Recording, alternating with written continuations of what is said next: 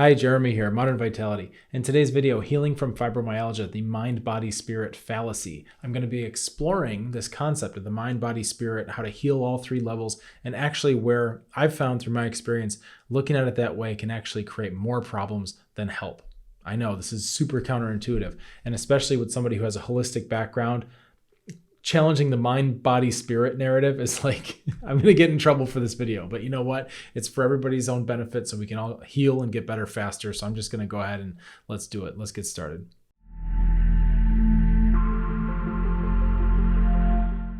I'd like to share with you a story of a woman who reached out to me for help with a complex chronic health condition years ago.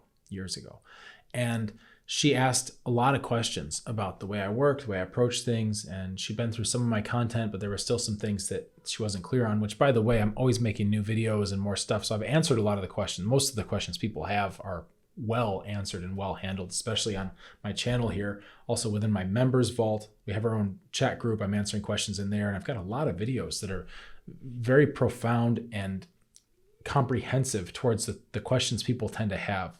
But this was years ago. So she was asking me these questions and I'd answered all her questions. And then she asked me, yeah, but how do you treat the spirit?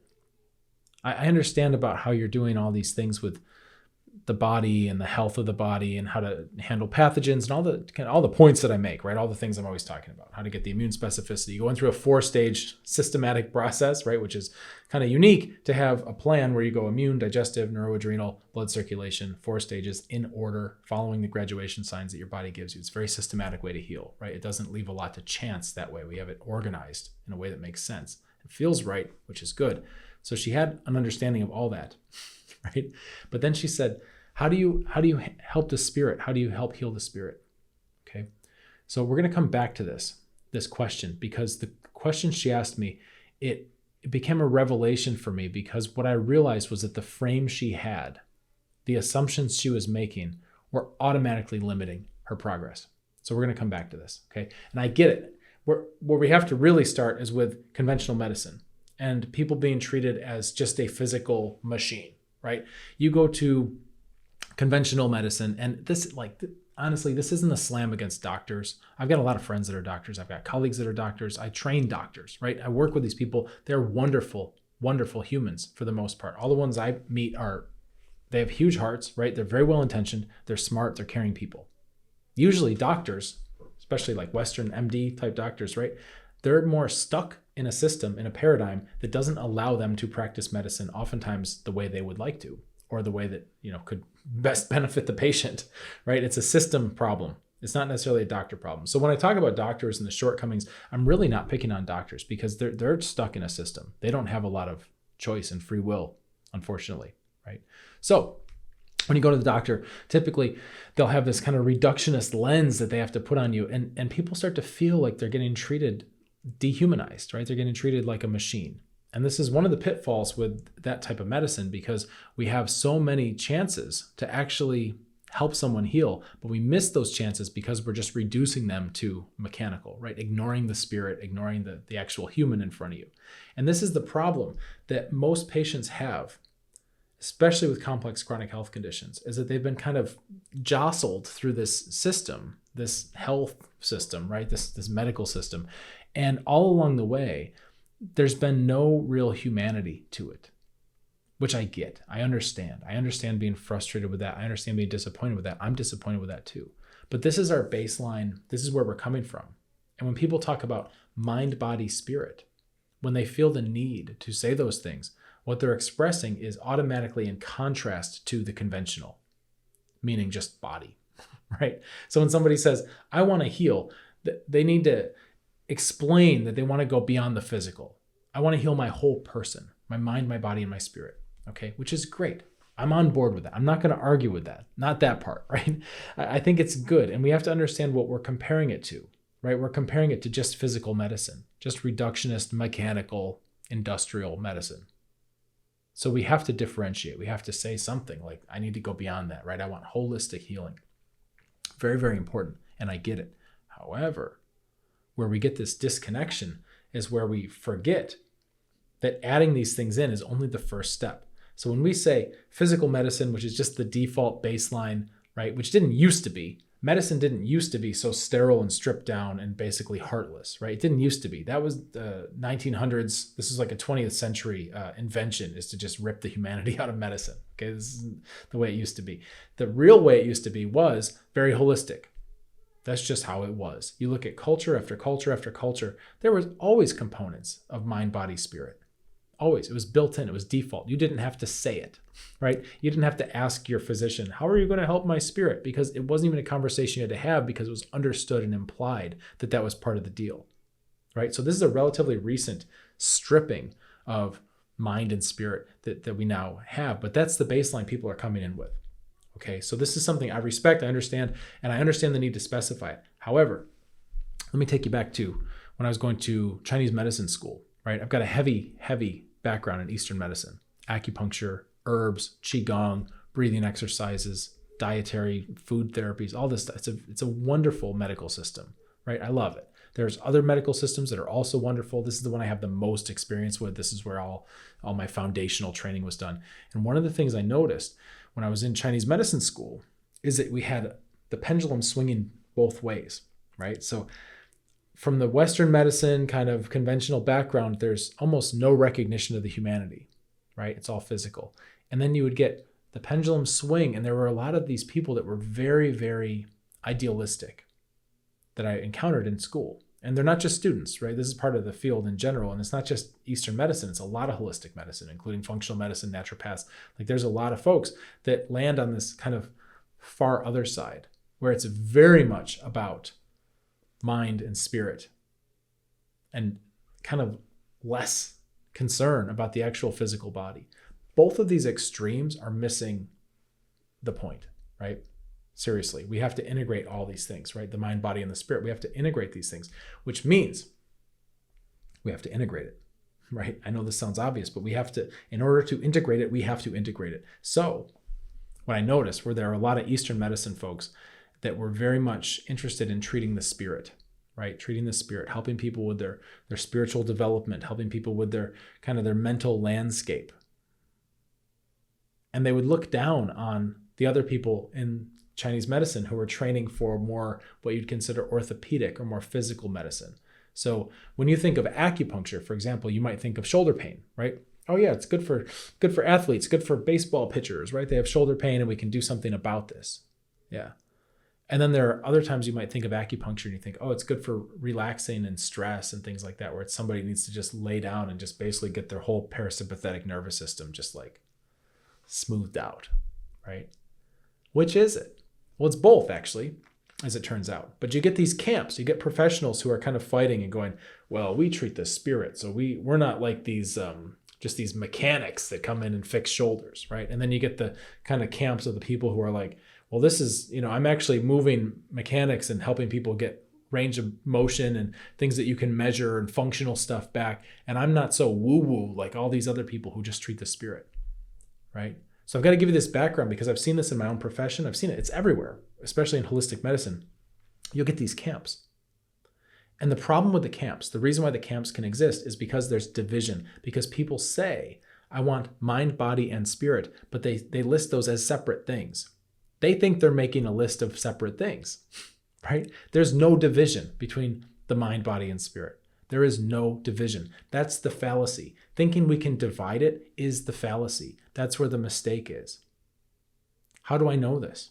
Well, because those orthopedic acupuncturists who treat shoulder pain, right? Yes, they get the pain to go down. Okay? Those people who treat the spirit, yes, they get people to feel calmer and more centered, right? But guess what? That's not the end of it. I once had a conversation with somebody who was very much about, oh, I treat the spirit. It's all about the spirit, spiritual development, and all this. And I said, have you ever had a headache? Have you ever been in pain? Have you ever had an injury that prevents you from doing something you love doing? A physical problem, right? How did that affect your spirit? I mean, come on. You've got somebody, a baseball pitcher, to stick with this example, who loves baseball, loves pitching, and now can't do what they love. How's their spirit? Unaffected? No, they're sad. They're angry. They're pissed. They're worried. They're anxious. And that's normal. The physical and the emotional, spiritual, mental, all that, it's one continuum. They are connected. If you find somebody who has a serious injury that stops them from doing anything that they love doing, and they're not affected by that, they're either lying to you, lying to themselves, or they've got a bigger problem, that there's a disconnection there. These things are the same. The mind, body, and spirit are the same. This is so important to understand. When you look at something like a physical pain, a physical problem, our existence is not compartmentalized. So when this woman was asking me for help, okay, I understand the stages, I understand the process, but how do you treat the spirit? We have to correct that automatically, immediately for her. These are not different things. The spirit auto-corrects. If you have a headache and you're miserable because of the headache and the headache goes away,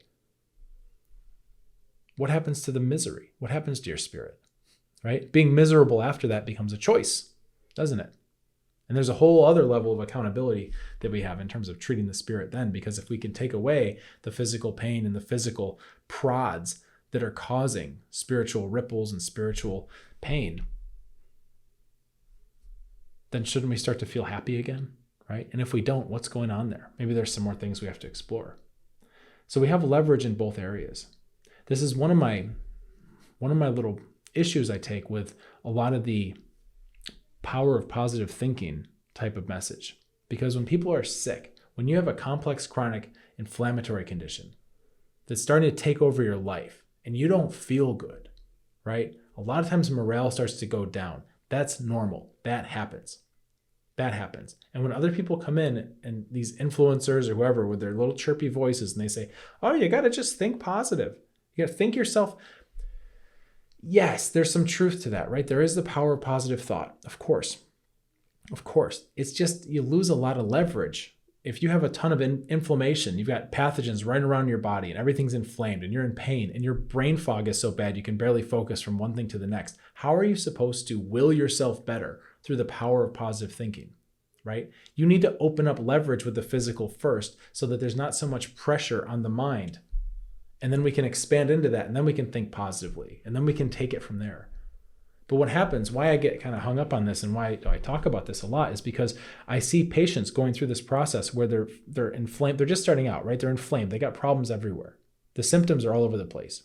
The brain fog, fatigue, exhaustion, weird pains, trouble sleeping, stressed out, neurologically overwhelmed, digestive issues, libido is toast. All this stuff is just eating into every facet of life and creating vicious cycle,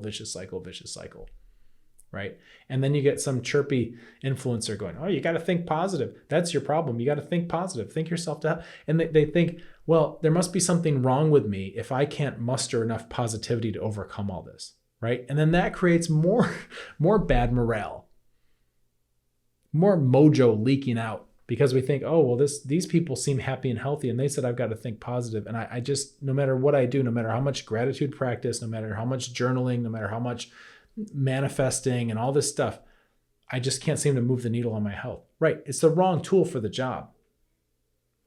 You got to start with a more physical process first. And then you open some of that up. You get a little healthier inside. And guess what? Now you got more bandwidth and energy for your brain. And now you can actually create positive thoughts that have some muscle behind them. And you can start to do that. And now you get the virtuous cycle going where the body's getting stronger and the mind's getting stronger, right? And this ideally is they're going to feed each other, right? But I can't stand the implicit shame that comes in. Oh, you got to use the power of positive thinking. You should be thinking positive. Who are you? You don't know, right? You don't know. And I've seen so many people that they're not negative people. They're not bringing it on themselves, right? It's just very hard to muster that positivity. It's very difficult when you really don't feel good. It's really hard. And then somebody telling you that's what you should do makes things worse. So when we look at mind, body, spirit, right? I want to heal my mind, my body, my spirit. You've framed that already in a way where they're disconnected things. And I get it that we're talking about in relationship to Western medicine, conventional medicine, that we need to expand beyond just the body, right? I get it. However, don't limit yourself with your language because your mind is very powerful. And the more you look at those as three separate things, the more you're going to see them as three separate things, when in reality, it's a continuum of experience. We have to understand this. If you're healing and you're looking at something going, yeah, but that's only physical, right? Well, guess what? When the pain goes away, doesn't your spirit feel better? Right? I mean, they are connected. We don't need to make this esoteric and difficult. We can just look at it as a normal thing. This is a normal, natural process. This is very straightforward. This is the kind of thing where you should have a practical understanding of the interconnections between your body and your mind and your spirit. It's one thing. When you make yourself stronger, whether you started in a physical way, a mental way, whatever, your whole self, your whole organism, your whole system gets stronger, including your body, mind, and spirit. So I would encourage you to see this not as three separate things, right? And I get it. Sometimes we start there and we think, okay, well, I want, spiritual healing and all that. A lot of it's a construct. It's a marketing construct. We heal your mind, body, and spirit. It's just a way to stand out in the market. Don't copy that, and don't internalize what health practitioners or the holistic kind of wellness regime thinks is important, because they're automatically delineating it as three separate things when in reality, you're going to heal by integrating them. I've spoken in other videos about what happens spiritually. There's 4 distinct stages of spiritual development that happen incidentally as you go through the stages. As you heal your immune system, your boundaries get better. Who would have thought? As you heal your digestive system, you feel more centered and your sense of self becomes stronger. Interesting. As you heal your neuroadrenals, you start to change your relationship with the past. And it's not so heavy, right? Cutting some of these chains. It just happens. You can nudge it along, which we do. We work on that, nudging it along consciously, going, okay, well, you're in stage 3 now. It's time to start re-looking at the past, right? Because you've already got good boundaries. Your center is strong. So now you can handle that, right? But even without prompts, it'll happen on its own. It'll happen spontaneously. You don't have to plant a seed in the ground and you're trying to grow a flower. You don't have to come over and pull it up every single day and then crank open the petals of the flower to get it to show itself, right? You do it right, it happens on its own. By the way, the 4th stage, blood circulation, is then when people tend to start to have a stronger sense about confidence towards the future. A lot of times with complex chronic health conditions, you have such a hard time projecting out into the future because today is so uncertain, right? So I can't make plans. I can't commit to that. I don't know how I'm going to feel. And all of a sudden we get the confidence coming up because things are feeling better. And then people say, yeah, I've got a future now. I've planned a trip. I'm going to New Zealand for a dream trip. Or I've committed to hosting a party for my daughter's graduation or something. All these little things that most people take for granted of just having certainty in the future. That's actually an earned right and privilege that comes back as we go through these healing processes. And it can come back, and it does. And it's very, very cool. Things like getting a dog, knowing that you have this future commitment where you'll be able to take care of the dog and you'll have the health and vitality to walk it and do what it needs to have a happy dog life, to know you can be there, right? People, if you can't visualize a future because you don't feel good, you will not do those things. So this is the kind of stuff that happens spontaneously when you go through the right kind of process. It's very, very cool to observe. If you're struggling with a complex chronic health condition, you don't have to do it alone. You can be observing this type of growth within our group. You can see other people who are working the program, going through the stages. They're all international, right? From all over the planet. Lovely people, very positive. It's a vibrant community, super supportive. In fact, it's called Modern Vitality Solutions and Support, right? We've got both. We've got solutions, we've got support. It's a great place to be. It's a chat group, right? It's off of big tech. We're not on Facebook or any of that stuff. We've got our own private group where we can have conversations. I can say whatever I need to say unfiltered without fear of censorship and the internet gods coming to deplatform me. It's wonderful. It's a liberating place to be. I would encourage you to join. It's free. There's an application in the description below this video. I keep a link there. And once I see your application, if you look like a good fit for the group, I'll get you in as soon as I can. We keep the group small. There can be a bit of a wait. You might be in on the next monthly cohort, maybe 2 months. I don't know. It depends how many people are in, but I keep it cozy so that I know who I'm talking to. And when you're in there and you've joined and you're asking me questions and I can answer you specifically because I know who you are, because it's a relatively small group, you can ask me anything you want. I've got a vault full of interactive videos that'll help you really put together the pieces on your health and figure out what your next steps are. There's nothing like this. So it's free. I would encourage you to join. And in the meantime, you might consider subscribing to this channel, liking this video. It's good for your mind, body, and your spirit. Oh, wait, that's just one thing. It's good for you, right? You, the human, having a human experience, right? It's a holistic thing. We don't have to separate all this stuff. All right. I hope this helps you. Let's get you feeling better. Cheers.